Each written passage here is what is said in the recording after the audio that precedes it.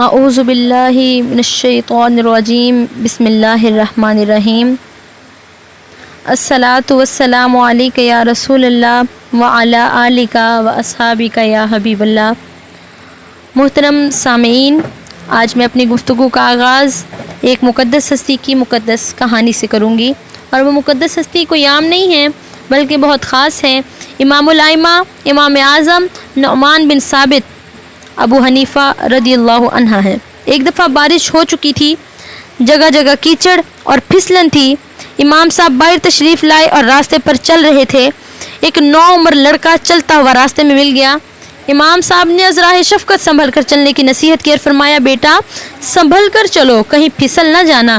لڑکا بڑا دانا تھا، فوراً بولا، حضور مجھے چھوڑیں، خود کو سنبھالیں، میں گرا تو اکیلا گروں گا، مگر آپ گر گئے تو پوری امت گر جائے گی۔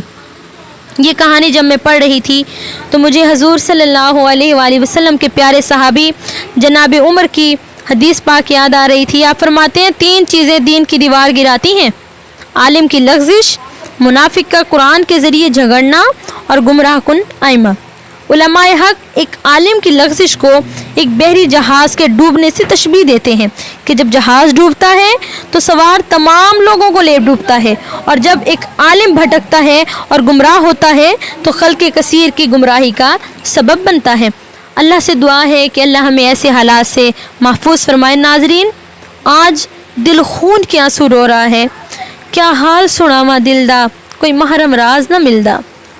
آج جہاز ڈوب رہا ہے جس کے ساتھ حضور صلی اللہ علیہ وآلہ وسلم کا امت کا طبقہ ہے، جس کا ایمان ڈوب رہا ہے، اور وہ جس کے ہم نعرے سنا کرتے تھے، پڑھا کرتے تھے کہ سنیوں نے ایک شیر پالا، عرفان شاہ بکھی والا، جس کی للکار حیدری پر نعرے لگتے تھے، للکار ہے شیر کی للکار ہے۔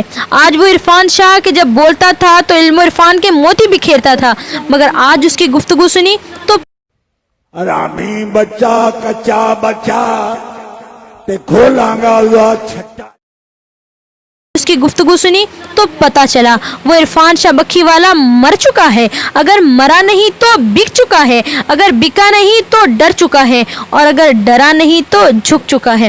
میں نے کلندر یزداں پیر عرفان سمجھا تھا، مگر اس کا آئیڈیل تو عمران شاہ ولی نون لیگی MNA ہے، جو اسمبلی میں سورہ شورا کو عاشورہ بتاتا ہے۔ سپارہ نمبر 25 میں، سورت 42 میں، عاشورہ سورت میں، جو اسمبلی میں سورہ شورا کو عاشورہ بتاتا ہے۔ جس طرح عمران خان کی زبان پر خاتم النبیین کا نام نہیں چڑھتا، اس طرح عمران شاہ کی زبان پر اسمبلی میں ختم نبوت کے پہرے داروں صدیق اکبر کا نام نہیں چڑھتا۔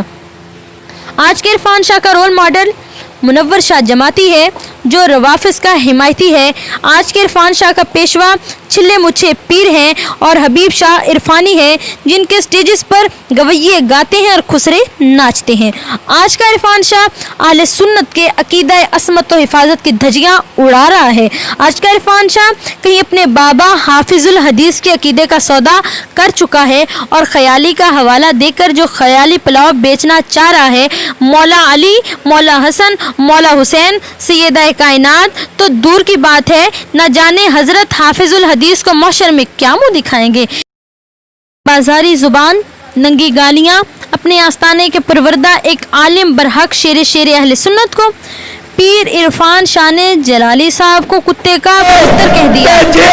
جگر دے ٹکڑے لو، کوئی حالت دی گل کرے تو کتے دا پتر کیویں مسلمان ہے۔ میں نے سنا ہے عرفان شاہ جلالی صاحب کے باپ کا شاگرد ہے، تو سوال یہ ہے، کیا عرفان شاہ کتے کے پاس پڑھتا تھا؟